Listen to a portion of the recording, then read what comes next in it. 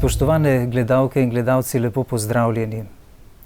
50 let opravljanja mašniške službe, duhovniške službe, 60 let redovništva in 23 let opravljanja škofovske službe. To vse pripada našemu današnjemu visokemu gostu. To je upokojeni beograjski nadškof metropolit, gospod monsignor magister Stanislav Hočevar. Lepo pozdravljeni in dobrodošli v naši družbi. Hvala lepa, hvala za povabilo. Vse to pravzaprav pripada Bogu, ki mi je daroval, s hvaležnostjo sprejemam. Koliko časa ste že sedaj v Sloveniji in kako se počutite, ko ste se spet vrnili po tolikih letih? Vrnil sem se za sam Božič. Moja življenjska filozofija je vedno bila takšna, da delaj, kar delaš, bodi tam, kjer si. Povsod sem bil z velikim veseljem, zelo rad, hvaležen Bogu, da sem smel biti v njegovi službi, tako sem tudi zdaj v Sloveniji zelo rad. Dobro se počutim, še posebej sem zares hvaležen Bogu in cerkvi, da me veliko vabijo na različne pastoralne dejavnosti. To mi zelo leži pri srcu. S čim se pa sedaj večinoma ukvarjate? Je to tisto, kar ste že prej razmišljali, ko ste bili še zelo vpeti v vašo škofovsko službo in duhovniško, ko boste prišli v pokoj? Je to tisto sedaj, kar uživate? Nisem nikdar razmišljal o svoji upokojitvi, kako bo tedaj. Vsak dan Bog daje prava spoznanja, prave misli in zares prav čutim, da živim iz trenutka v trenutek tisto, kar mi in Bog in cerkev govori, in zato se počutim zelo srečnega. Še posebej sem pa vesel, to moram poudariti, da lahko malo več berem.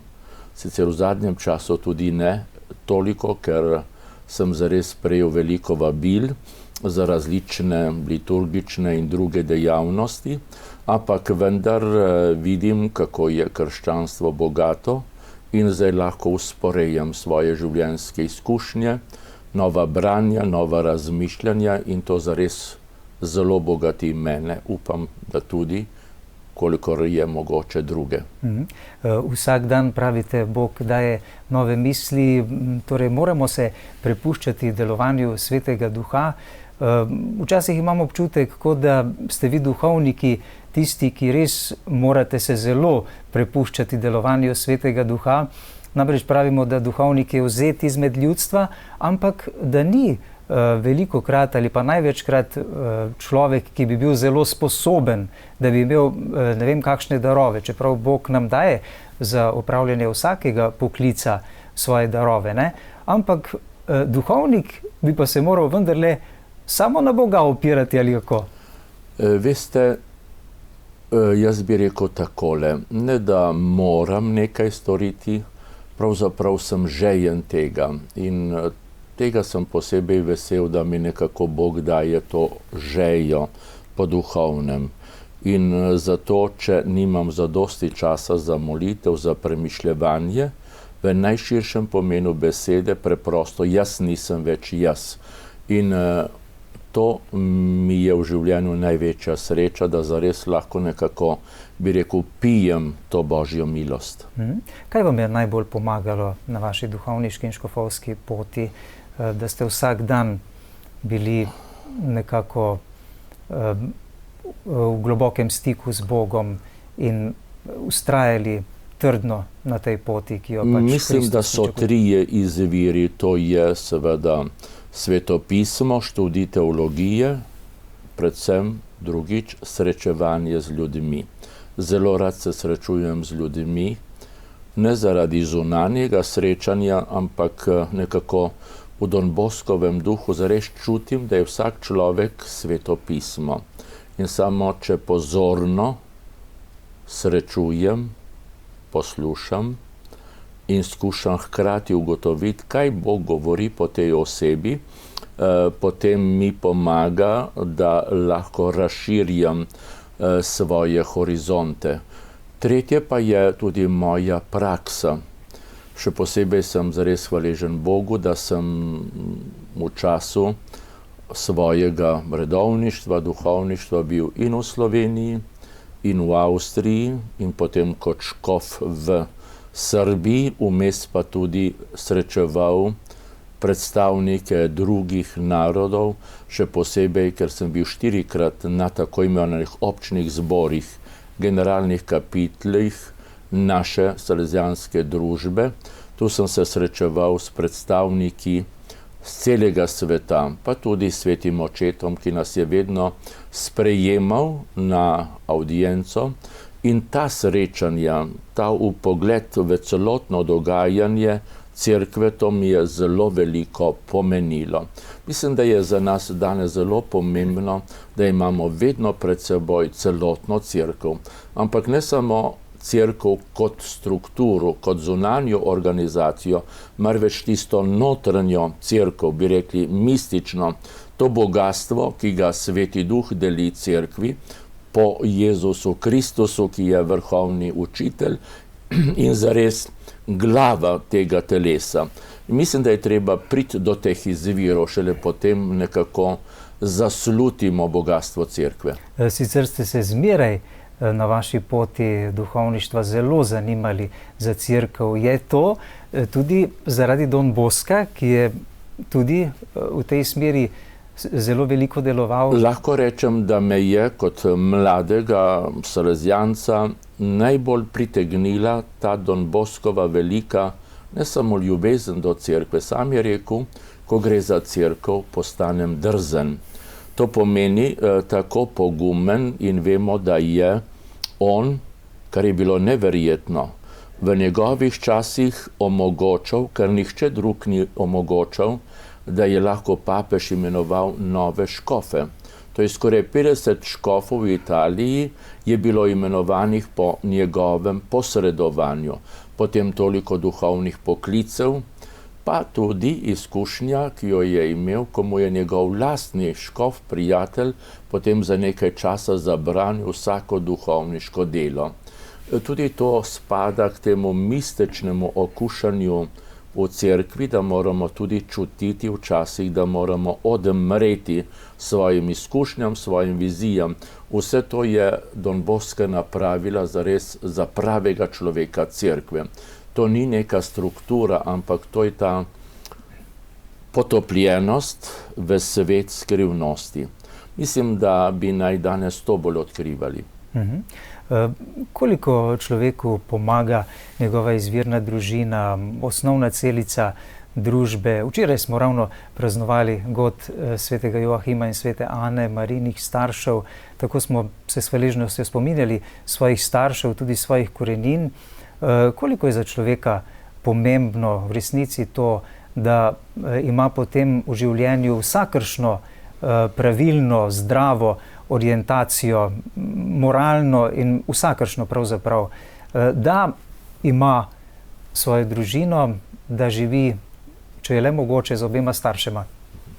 Ko ste se dotaknili tega vprašanja, ste me nekako, bi rekli, pritisnili na najbolj delikatno točko, če smem tako reči, mojega življenja, kajti moja, bi rekli, družinska pot je v marsičem tudi izvirna. Zdaj že skoraj da vsi vedo, da so mi očeta vzeli nekaj mesecev pred mojim rojstvom in torej osebno nisem mogel nikdar očeta videti, okušati njegovo očetovsko dobroto. Vemo vsi, kako je končal, da je do zadnjega diha svojega življenja, čeprav bi lahko se skril, umaknil, da je dejal, jaz sem pošten, vedno sem dobro delal, ne mislim se skrivati. In prav ta njegova predanost, poštenosti, ga je, če smem tako reči, stala življenja. In zato sem prepričan, da je to, ker je bila to prava žrtev, obrodila to sposobnost, da sem jaz lahko v službi te božje žrtve, tega božjega žrtvovanja za odrešenje sveta. Mama je nekako znala potem poosebiti vlogo in matere in očeta, da je bila skrajno materinsko nežna, pa tudi kot oče dosledna. Nekje sem v eni knjigi zapisal, in to je moja najgloblja izkušnja, ker je bilo po drugi svetovni vojni pogostoma zelo težko, ni bilo hrane, zelo daleč sem moral hoditi v šolo, bilo je toliko stvari, ampak je moja osnovna izkušnja tole. Tudi če ničesar nimaš, imaš mamo. In mati je garant, da bo šlo življenje srečno naprej. Ob materi smo tako rasli in še posebej njena, tako lahko rečem, posebna kvaliteta je, da čeprav je vedela, kdo je zakrivil smrt očeta, ker je bila to čista nevoščljivost in ideološka želja po uničenju naše družine, ona je vedno za ubijalce molila, rekoč, on bo veliko bolj trpel, ker je zakrivil ta zločin, ko mi, ki smo ostali brez očeta, smo za njega molili.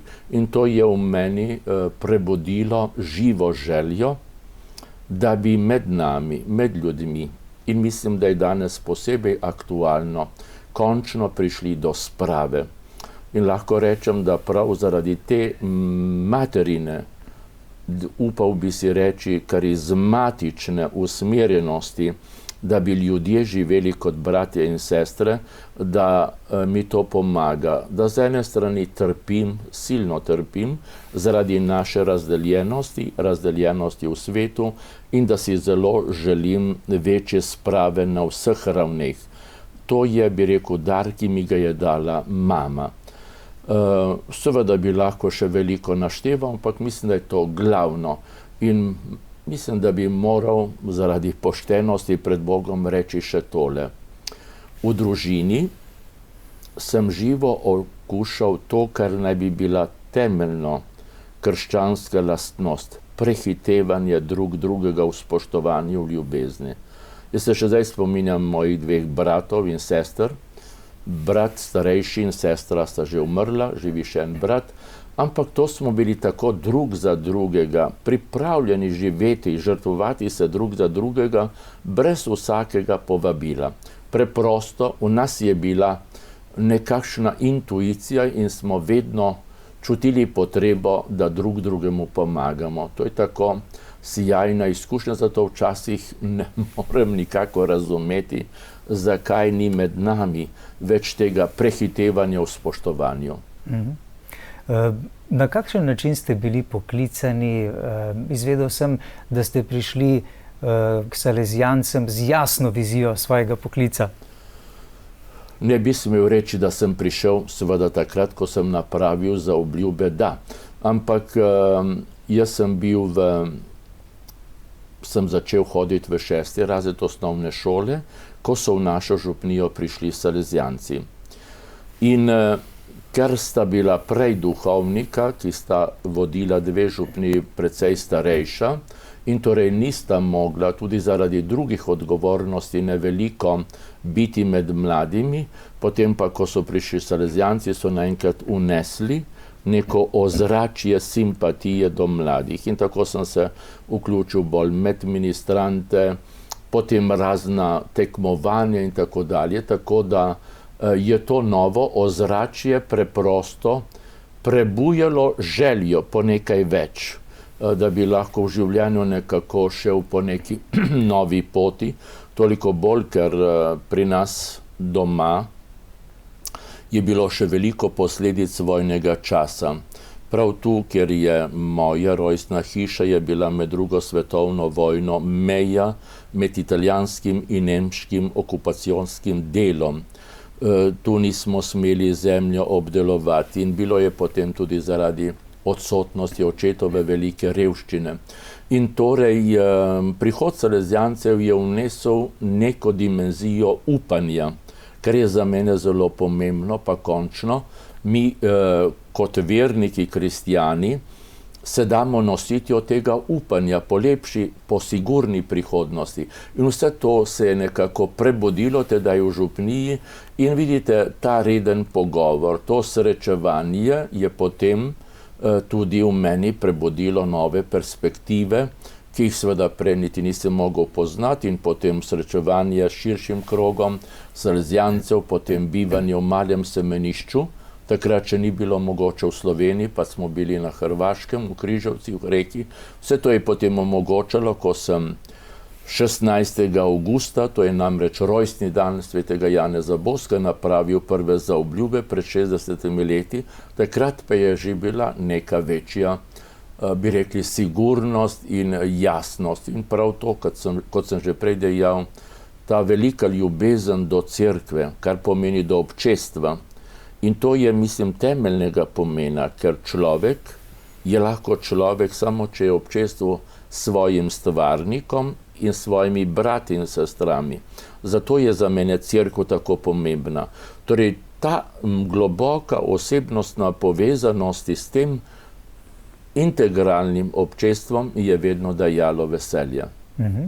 Vi ste zmeraj bili, pravzaprav že od začetka, ko ste omenili, da ste bili vzgojitelj v vašem dijaškem semenišču, salezijanskem, in tudi učitelj. Ampak zmeraj ste nekaj novega prinašali, pravijo vaši bratje, ne? Tam ste takoj nekako poživili te oratorije, denimo, ne? V vašem času je nastala založba Salve, denimo, ne? Ki je ena najbolj znamenitih v naši katoliški cerkvi v Sloveniji, ne? Če smem reči tole, ne, da bi vas prekinjal, da v mojem življenju, da ne govorim o gimnaziji, denimo, ki je tudi bila vaša pobuda. Bova še lahko govorila, če mislite, da je pomembno, ampak zdi se mi, da bi bilo dobro omenjati tole. Mi vsi ljudje imamo v življenju izjemno veliko priložnosti, možnosti. Bog nam vsak trenutek daje brezkončno možnosti. In zelo je zanimivo, da je mene to vedno veselilo. Karkoli sem delal, kjerkoli sem bil, nisem gledal samo tisto, kar se na zunaj dogaja, bi rekli, kar je dnevni red, ampak kaj je ob tem mogoče. In veste, potem me je, že zdaj, ko sem bil škof, ko sem v Rimu srečeval eno, zdaj že pokojno mistikinjo, tako imenovano Madre Trinidad, ona je v svoji viziji najbolj poudarjala, da je Bog možnost vseh možnosti. Noben teolog mi ni prej tega tako pojasnil. In nekako sem bil hvaležen Bogu, to sem jaz tudi prej nosil v sebi. Pravzaprav Bog je možnost vseh možnosti, ampak nekako tega ne odkrijemo. In sem hvaležen Bogu tudi za to srečanje. In tako dejansko sem potem poskušal, kolikor bilo to v mojih močeh, po prvih zaobljubah, po novi maši, zlasti, kot ste že omenjali, sem bil najprej v semenišču Malem Želimljem, je bilo zares toliko možnosti, ko se srečuje z ljudmi. In to, ko je potem, ko sem postal višji predstojnik, je bilo tudi samo po sebi razumljivo, da so že tu bili nastavki za. In tako je nastala prva gimnazija, torej prva katoliška gimnazija je bila prav pri nas v Želimljem in toliko drugih stvari, in nekako vedno čutim, da se moram obtoževati, če nisem uporabljal vseh teh priložnosti, ki mi jih Bog daje. Ampak žal je nemogoče. Kakšno mesto so imeli ljudski misijoni na vaši duhovniški poti? Mnogi verniki v Sloveniji, pa tudi v tujini se vas radi spominjajo kot ljudskega misionarja, ne? Kot rečeno, jaz sem vedno tudi v vsakem človeku videl možnosti. In ko sem bral pri nekem teologu to misel, da gledaš ljudem v oči in v njih vidiš in želje in rešitve. Tako je tudi meni oznanjevanje, predvsem, če smem tako reči, branje, ki mi jih Bog daje po obrazih ljudi, ki jih gledam v cerkvi. In gledanje ljudi, ne v smislu, da bi v njih zagledan ali radoveden ali da bi opazoval, kakšni so, ampak zdi se mi, da prav po obrazih ljudi Bog najbolj govori.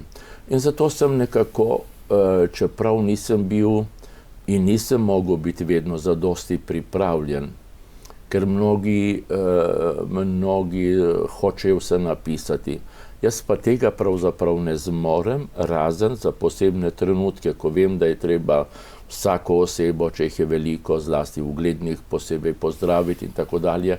Drugače pa jaz veliko razmišljam, potem pa se moram srečati z občestvom in ko zrem občestvo, dobivam navdih za pridigo. Mogoče to ni vedno najboljše, ampak vidim, da mi to prinaša zadovoljstvo. Predvsem pa lahko rečem, da veliko molim za tiste ljudi, katerim pridigam. In če nisem preveliko molil za njih, preprosto se ne upam spregovarjati. Če pa sem veliko razmišljal, veliko molil za te ljudi, potem pa preprosto duh daje, da govorimo, kar je potrebno. V čem ste želeli najbolj pomagati tem ljudem, ki ste jih evangelizirali na ljudskih misijonih? Danes vidimo, da bi pravzaprav naše župnije skoraj morali imeti stalni misijon, ne? Kajti marsikje je spoved tako rekoč ukinjena, prejemanje zakramentov. Mnogi ljudje hodijo sicer v cerkev, pa ne prejemajo zakramentov, ne?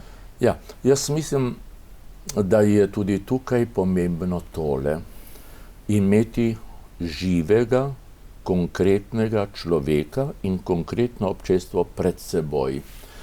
In ko gledaš to občestvo in če si se za njih zares priporočal Bogu, potem čutiš, kaj je treba govoriti. Ampak tista glavna, če tako smem reči, črta je vedno potrebe ljudi, kakšno željo imajo oni.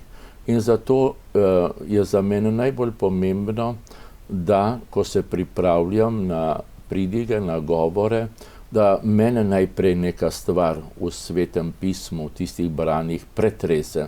In to, kar je mene pretreslo, vidim, da tudi druge najbolj. Ker kolikor bolj smo osebni, toliko bolj smo tudi blizu drugim. Zato jaz nekako po naravi ne cenim, ker mnogi delajo, ko navajajo zelo veliko citatov drugih svetnikov, papežev. Jaz govorim vsebino, ne pa da bi vedno navajal. In zdi se mi, kot pravi sedanji sveti oče, papež Frančišek, pridiga bi naj bila, homilija bi naj bila nekaj zelo izvirnega. Se ne da primerjati z nobenim drugim pastoralnim delom. Zakaj ne? Zato, ker je to del liturgije. In meni liturgija veliko pomeni. Liturgija, bogoslužje, to ni moje delo, je Božje delo. Tu je vse polno tistih znamen, če jih iskreno dojemamo, izrekamo, izražamo, potem ta znamenja govorijo. Zato mislim, da je najbolj pomembno, da tudi verniki čutijo, da duhovnika, ki mašuje, je nekaj pretreslo in ga nekaj notranje nagovarja. Zato sem tudi, če ste me vprašali, o čem sem najbolj govoril, to, kar sem menil, da je za te ljudi v tem trenutku najbolj potrebno. In osebno jaz tako doživljam duhovništvo kot zares most med ljudmi in Bogom. Ne da sem jaz kaj več, ampak sem prejel s duhovniškim posvečenjem ta dar, da sem most med potrebami, željami ljudi in Bogom. In nekako moram omogočiti ta pretok milosti in spoznanja med Bogom in ljudmi. Ali kakor je rekel Karl Barth, in tam je lepa prispodoba, duhovnik vedno mora v desni roki svetopismo, v levi časopis. Kot simbol dogajanja, miselnosti časa, dogodkov časa.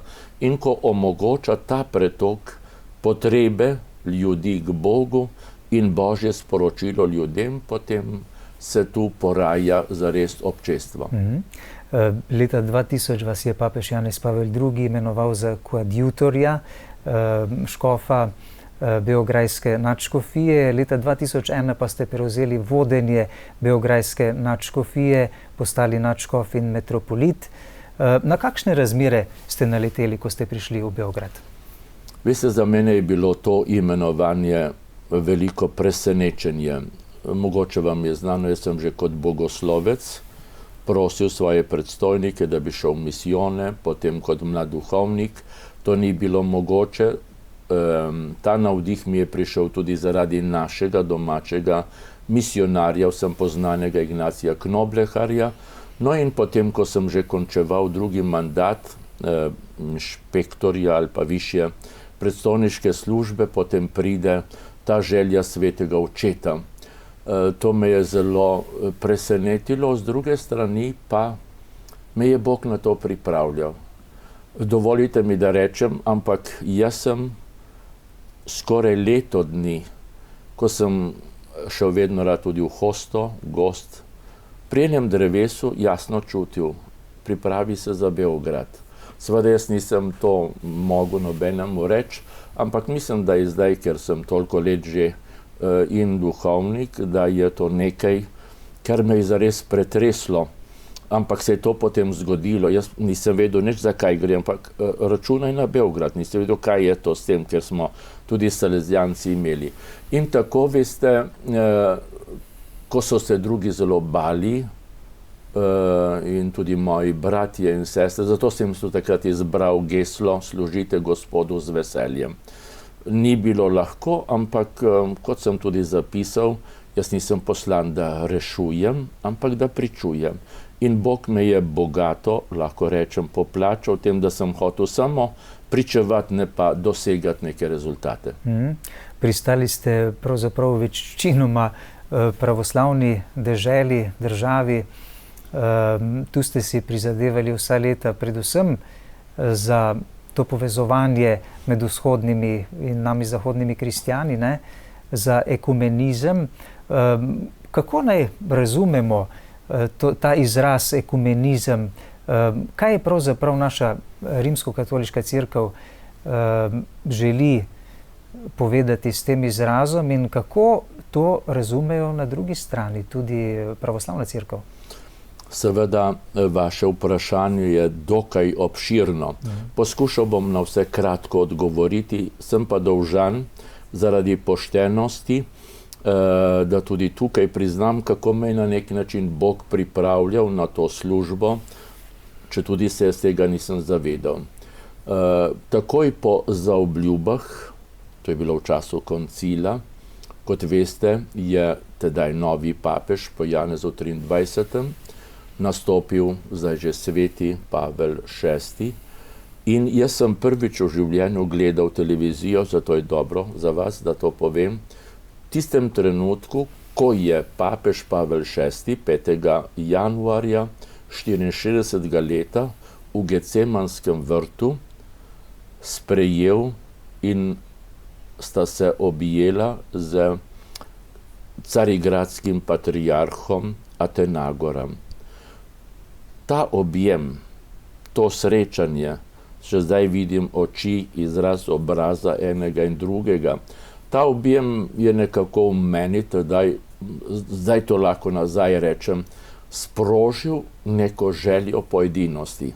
Bi rekel prav po objemu vzhoda in zahoda. Zato jaz rad uporabljam prav ta pojem, objem vzhoda in zahoda. In če sem malo aktualen, ti dogodki v Ukrajini in Rusiji to potrjuje, kako je to potrebno. In to je tudi na neki način opomin nam vsem kristijanom, da smo tudi mi vzrok tem strašnim dogajanjem, ker smo premalo naredili za ta objem vzhoda in zahoda. No, vidite, tako je potem recimo tudi zanimivo, da po tistem dogodku sem sam, če tudi sem bil še v srednji šoli, v semenišču, sem čutil potrebo, smo ustanovili ekumenski krožek. Preprosto tako je šlo naprej. No, potem, kot rečeno, jaz sem bolj razmišljal, da bom šel v misijone, tega ni bilo. In potem, ko je bilo to strašno dogajanje na Balkanu, še posebej moram tudi to priznati, ko je NATO leta 1999 bombardiral Srbijo, jaz sem na Rakovniku vsak večer poslušal te avione, ki so iz Avijana leteli proti Srbiji, bombardirali. In jaz ne vem, v meni je takrat nastala velika bolečina in tudi takrat sprožil preprosto akcijo Mir tebi Balkan. Poskušali smo tudi z mojimi sobrati, pa je bilo tedaj to težko razumeti, da smo molitve napisali v srbskem, hrvaškem in albanskem jeziku, da bi molili za edinost. Zelo sem sanjal, kako bi bilo lepo, če bi predstavniki katoliške pravoslavne cerkve in islamske skupnosti zgradili neki samostan, da bi bil pod isto streho, vendar s 3 različnimi bivališči, da bi tako pokazali, da je mogoče skupaj živeti. To se tedaj ni še moglo uresničiti, ampak še vedno sanjam in zdaj vidimo, da sedanji Sveti Oče je zelo veliko bližino vzpostavil z islamsko skupnostjo, s pravoslavno prav tako se polagoma uresničuje. Skratka, ko sem jaz prišel v Beograd, jasno, da je primarna moja naloga bila skrb za te katoličane, ki so tam zelo raztreseni, in to me še zdaj boli, da ne moremo tudi Slovenci kaj več narediti in za vse katoličane, ki živijo, zlasti pa tudi je veliko Slovencev tam, ki so pozabljeni. Še posebej Slovenija pozabila na težko dogajanje naših rojakov med 2. svetovno vojno.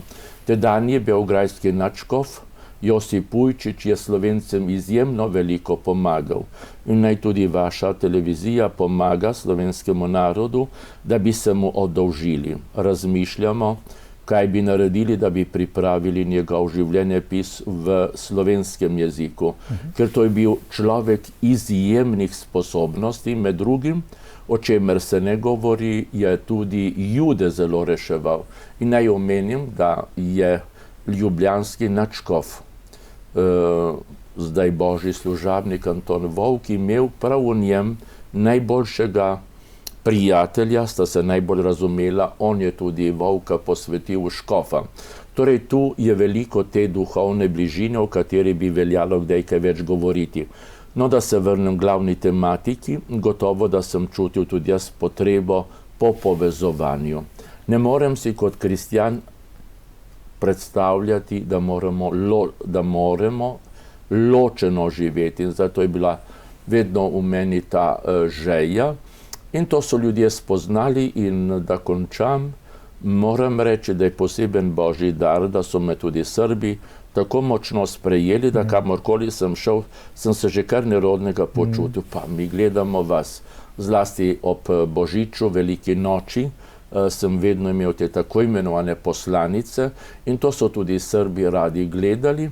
In ena posebno potrditev, to govorim zaradi tega, da bi tudi mogoče drugi o tem več razmišljali.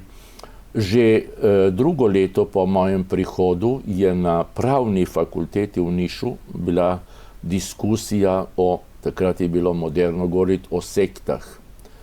In pomislite, kaj mi je rekel en študent, torej pravi Srb, pravoslaven in sicer zelo korenito, bi rekli ortodoksen, meni je rekel, vi niste za nas več hereti, ker nas Srbe spoštujete in ker spoštujete pravoslavno cerkev. In potem si končno mislim, a ni res tako? Če kdo ljubi, ne more biti heretik. Kdo zares Boga ljubi iskreno, je že v popolnem občestvu. Smo tudi mi že s tistimi, s katerimi še ne živimo v polnem občestvu, če jih imamo iskreno radi, pravzaprav to občestvo Bogu živimo. In to je moja najlepša izkušnja iz Srbije. So bili to iskreni stiki tudi strani avtoritet Srpske pravoslavne cerkve? Veste, poznamo življenje. Seveda, jaz po svoji naravi sem mogoče bolj podoben golobu, prostodušnemu, kakor pa zviti kači.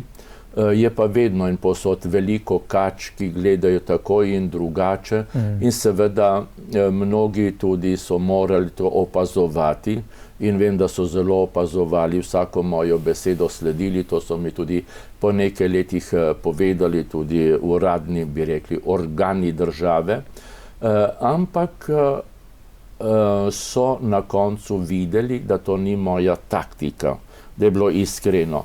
In se je vse čudovito lepo rešilo, ker so vsi ugotovili, da tu jaz ne taktiziram kot nekateri. Nisem delal zaradi tega, ker je to, bi rekli, zapoved cerkve ali ker sem delegat Vatikana, kot bi nekdo rekel, ampak da to je prihajalo iz mojega srca in mislim, da je to najbolj pomembno. Gradimo edinost v različnosti. Koliko se imamo katoličani zgledovati morda po bratih Srpske pravoslavne cerkve, po njihovih običajih, kaj se lahko od njih naučimo? Glejte, jaz bi rekel... In koliko se pravzaprav naj bi zanimali tudi za pravoslavje? Predvsem je treba, po mojem skromnem mnenju, poudariti tole. Mi smo ista cerkev. Mi samo nimamo vodstva skupnega.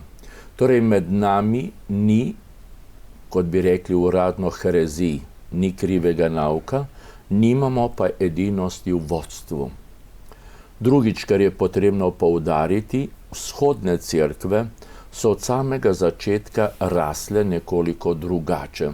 Zakaj? Ker je v Carigradu imel izjemen vpliv Konstantin Veliki, ki je to tudi dal svobodo krščanstvu, tja prenesel sedež rimske moči in je nekako zelo močno vodil tudi prvo cerkev.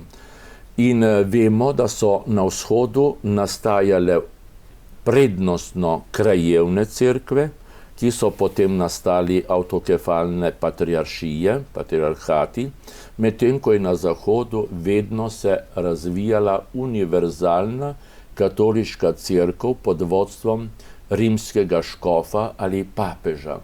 In vidite, v tem je ena izmed večjih razlik. To je pomembno danes, ker katoliško cerkev predstavlja rimski papež, ima torej cela katoliška cerkev enega sogovornika, vzhodne, zdaj pravoslavne cerkve, ker v začetku smo živeli v edinosti, pa imamo toliko predstavnikov, kolikor je avtokefalnih cerkva.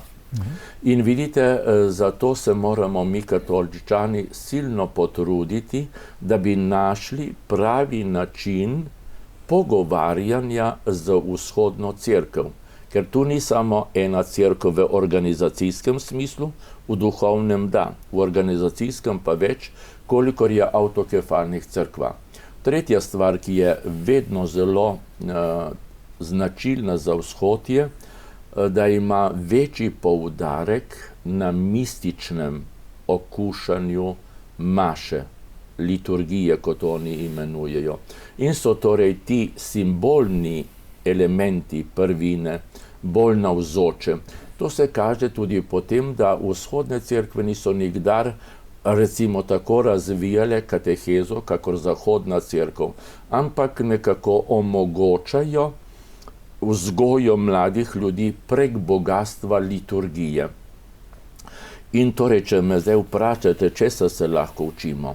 Se lahko učimo predvsem tega, da je za nas nevarno, da mi, zahodnjaki, vedno težimo k prevelikemu poenostavljanju. Tudi v bogoslužju, zlasti po koncilu, je bila ta nevarnost, da smo čim bolj vse preprosto hoteli, da smo se znebili nekaterih simbolov in da je nekako glavni poudarek na moji človeški dejavnosti, ne pa toliko na okušanju Božje navzočnosti, da Božji duh govori. Zato je v vzhodnih cerkvah tudi bolj poudarjena vedno vloga Svetega Duha.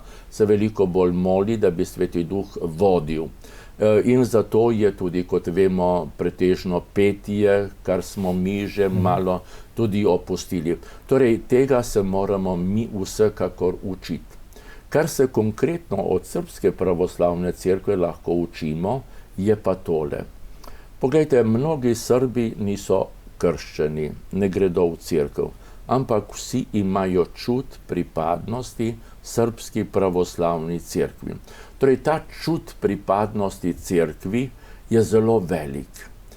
Iz več razlogov. Vsi vzhodni narodi bolj cenijo, in to mislim, da je za nas pomembno, občestvenost. Mi radi gojimo tako imenovano kritično distanco do vsega in smo takoj kritični. Vzhod nekako ne pozna tega. Oni tudi na zgodovino gledajo malo drugače. Mi, ki živimo v zgodovini, smo v morju. In ko si v morju, si z vsem v morju, kar je v morju. Ti ne moreš v morju odvzeti neko kritično distanco te vode, v kateri si potopljen. In zato vidite, oni nimajo tega kritikastrskega odnosa do svoje cerkve, kar imamo zlasti mi Slovenci zelo radi. V tem smislu mislim, da bi se lahko veliko od njih naučili in še posebej oni so, bi lahko rekli, zelo gostoljubni in sijajni sogovorniki. In v tem se lahko od njih učimo.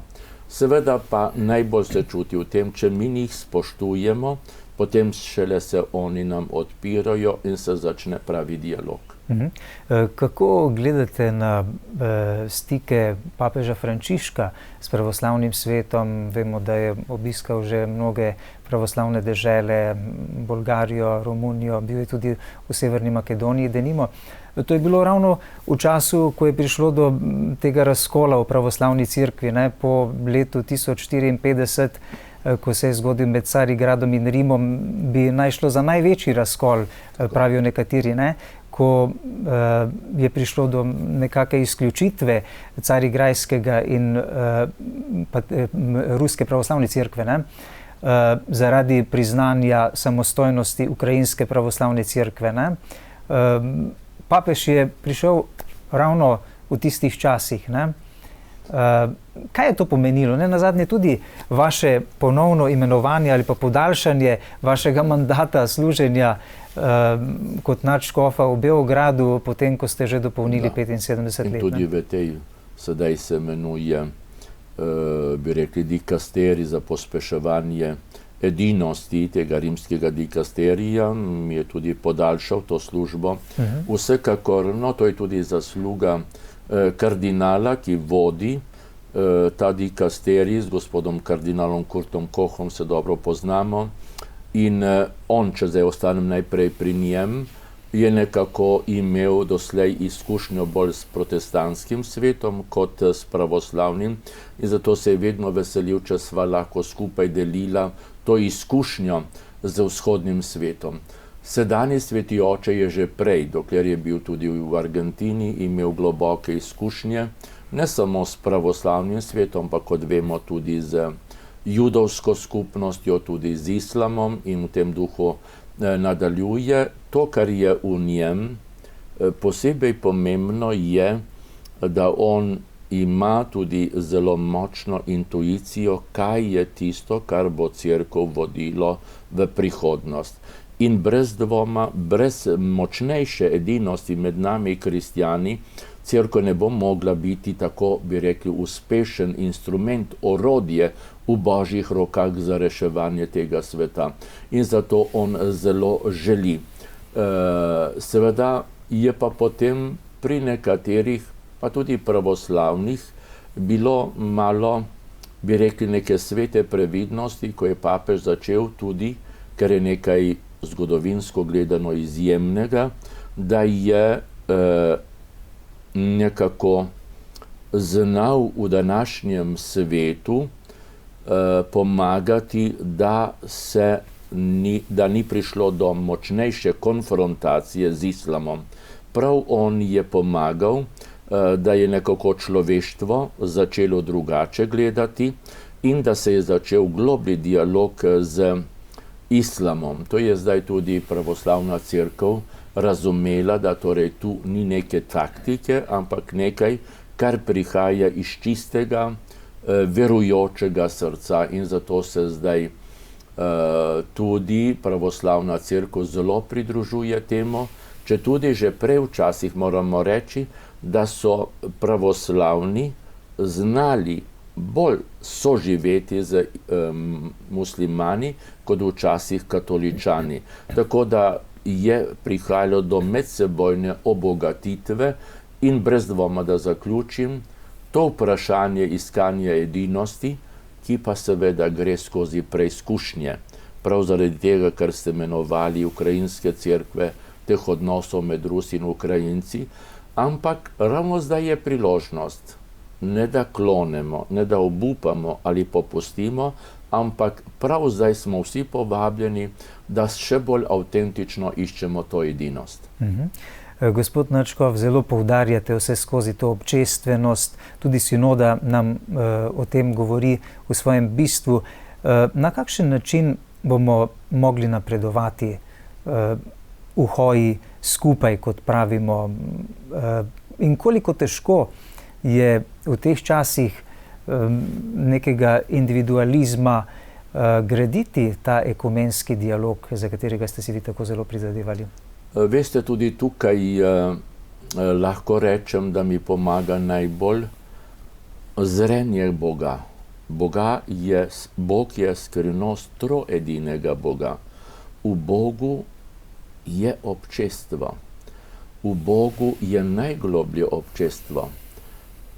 Ni nikjer tako velike različnosti, kot je različnost med Bogom Očetom, Sinom in Svetim Duhom, in vendar prav tu je največje občestvo.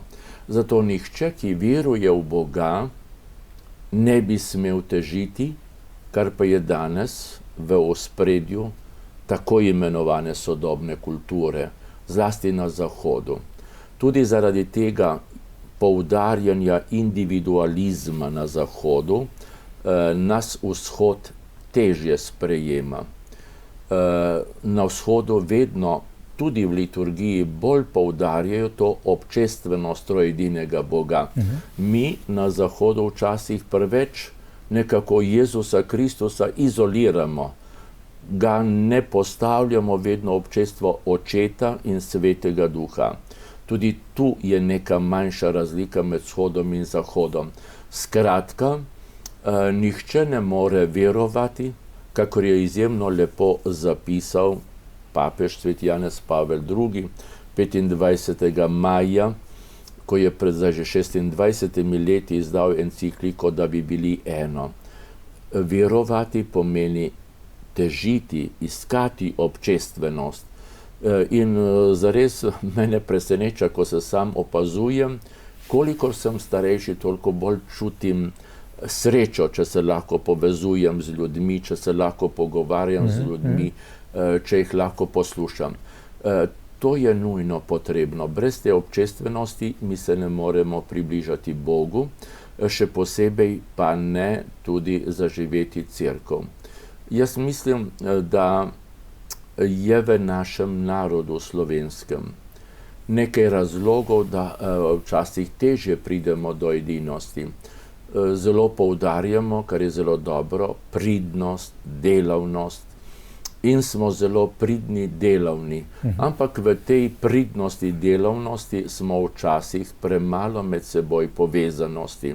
In zato se hitro radi delimo, tudi po tem, kaj kdo dela, in vsak ima nekaj posebnega, in seveda, ker v ekonomskem svetu mora biti konkurence, da bi boljše uspevali, potem to nehote prenašamo tudi na področju cerkve in lahko hitro pride do konkurenčnosti med župnijami, med škofijami, med redovnimi skupnostmi. Tu bi pa mi morali prav se vrniti k tem izvirom. In mislim, da, tako se jaz čutim, da je slovenski narod nekako slabel skozi zgodovino. Poglejte Koroško, Tržaško in drugje, prav zaradi tega, ker smo premalo živeli občestvenost. Zato mislim, da je glavni poziv nam, slovenskemu narodu in cerkvi na Slovenskem, prav pospeševanje edinosti.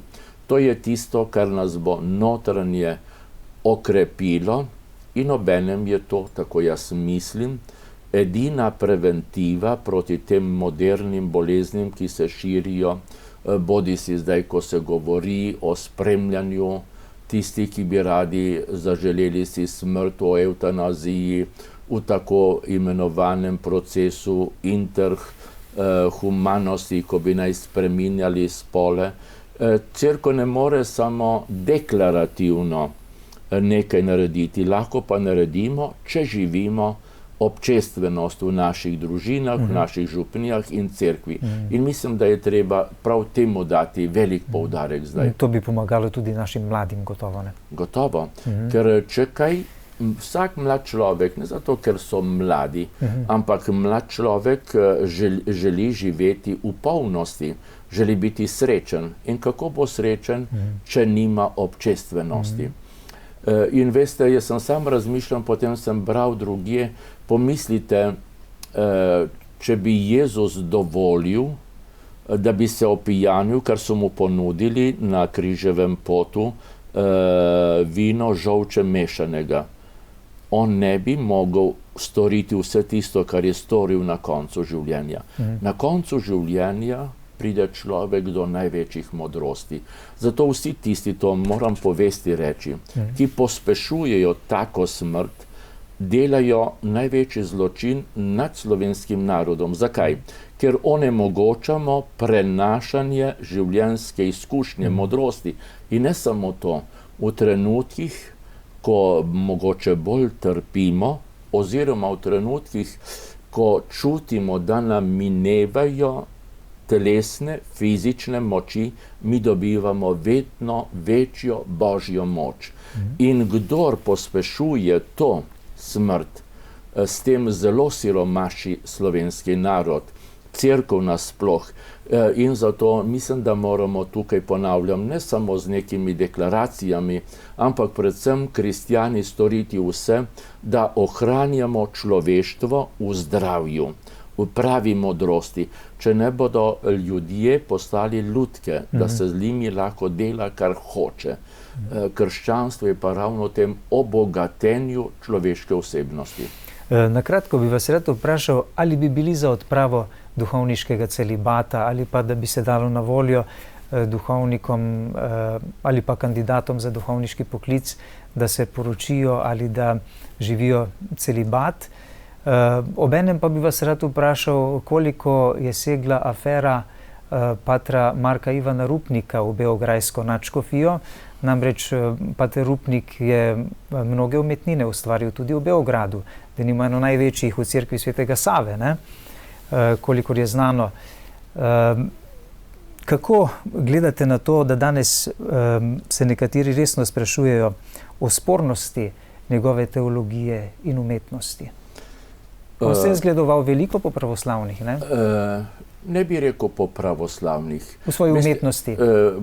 Bom razložil. Tukaj vidite, moramo danes mi vsi paziti, da življenje ne poenostavljamo. Glejte, z večinskim delom sedanjih pravoslavnih smo mi bili do leta 1054 ena cerkev, kot sem prej rekel. To je ena cerkev, ki nima skupnega vodstva. In vse, kar imajo pravoslavni, to je tudi katoliška tradicija, ker imamo tudi druge obrede znotraj katoliške cerkve. Zato ne govorimo pravilno, ko rečemo, da je to pravoslavni. Ne, to je naša skupna krščanska tradicija. In torej, pater Marko Rupnik ni sprejemal od pravoslavnih, ampak je sprejemal, bi rekli, tipično vzhodno tradicijo ene same katoliške cerkve. Drugič, tu lahko rečem, da ste se dotaknili neke zelo delikatne stvari in jaz tudi ne morem in ne smem reči vsega, kar bi pravzaprav bilo potrebno reči. Zelo me boli, da je tudi tukaj se pokazal slovenski značaj, da smo radi individualisti in da radi uničujemo drug drugega. Jaz tu ne trdim, da je pater Marko Rupnik superheroj ali super svetnik. Eno pa je gotovo, veliko lažnega se je širilo. zelo veliko lažnega, veliko več, kot si večina misli. Drugič, zelo je zanimivo, sem skušal spremljati, čeprav jaz nisem posebej tehnično obdarjen, na Googlu, da je toliko prav v Sloveniji se govorilo proti njemu. Proti njemu se je tudi to govorilo in to je mogoče dobro, da veste, ravno da ne bi v Beograd prišel slovenski škof. To je tudi politično vprašanje in mislim, da Slovenci ne smemo biti več tako naivni, tudi s tem mi vedno samega sebe rušimo. Skratka, zlasti v tistih, ki nekako ne dojemajo celote krščanstva, evangelija, ko se otrgajo v cerkve, na neki način v njih stopi ta autodestruktivnost. In v celotnem tem pojavu to ne pomeni, da je vse čisto, ampak ni niti v takih razmerah, niti v takih oblikah, kar se je govorilo. In zato jaz mislim, da bo prihodnost pokazala resnico. Veste, ta skupnost, ne da bi jaz zdaj kakorkoli absolutiziral, centra Aletija je naredila toliko dobrega, da hudobni duh hoče to uničiti. Ampak to se bo, kot boste videli, čez par let bomo o vseh teh stvareh malo drugače govorili in videli, kako smo včasih mi prehitro naivni. To se bo videlo tudi še v drugih stvareh. Naprimer, gotovo, da je potrebno več pozornosti pri nastajanju novih skupnostih, duhovnih, cerkvenih, redovniških. In da, ker ni bilo v Sloveniji vedno zadosti pozornosti. Zato sem vedno tako poudarjal, kaj meni pomeni ta vpetost v svetovno cerkev. Mi smo včasih hoteli biti na robu in zdi se nam, kakor da Slovencem je všeč, da smo nekje na robu. Čeprav, glejte, imamo velikane ali v športu drugje. Skratka, v nas je toliko možnosti, ampak neki bi stalno hoteli pospeševati oziroma usmerjati naš pogled samo na negativno. No, da se vrnem, potrebno bo še nekaj časa, da bomo vse to celovito pregledali in bomo videli, da tudi tukaj Božji duh močneje deluje, kot si mi mislimo. Gospod Nadškof, še za konec, ob tem, ko vam izrekamo res iskrene čestitke ob vseh vaših letošnjih jubilejih in vam izrekamo vse najboljše želje, sedaj, ko ste upokojeni, morda še vaše želje za slovensko cerkev, za slovenski narod, slovenskega človeka. Hvala lepa predvsem vam, vaši televiziji, da ste prenašali mojo tako imenovano zlato mašo. Kot sem rekel večkrat, jaz nisem ravno ljubitelj teh zunanjih jubilejev, ampak sem potem opazil, da je tudi tako slavje jubileje lahko v službi življenja, kar je za mene na prvo mesto. Torej sem vam hvaležen. Hotel sem tudi to priložnost, ko smo se dokončno odločili, da bom obhajal, uporabiti za srečevanje in zato sem bil prej doma kot mašnik po vseh naših podružničnih cerkev, sem se srečeval, še zdaj se srečujem. Kaj je moja želja? To, kar sledi vsega, kar rečeno, da bi predvsem odkrili še globlje bogatstvo cerkve. Drugič, da bi se zelo veselili cerkve. Tretjič, da bi zelo pospeševali občestvenost cerkve.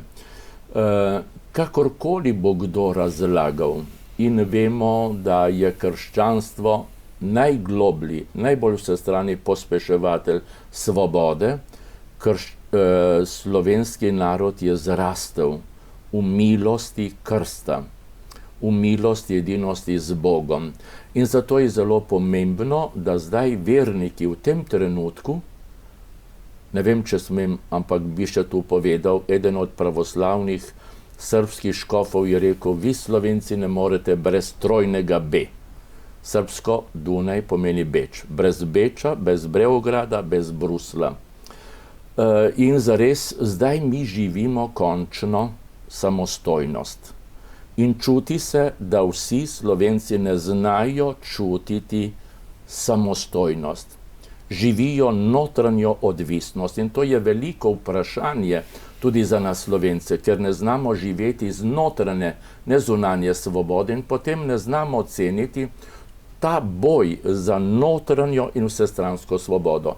In zato moja želja in molitev gre v tej smeri, da bi Slovenci živeli notranjo svobodo, svobodo je pa mogoče živeti samo, če smo v občestvu.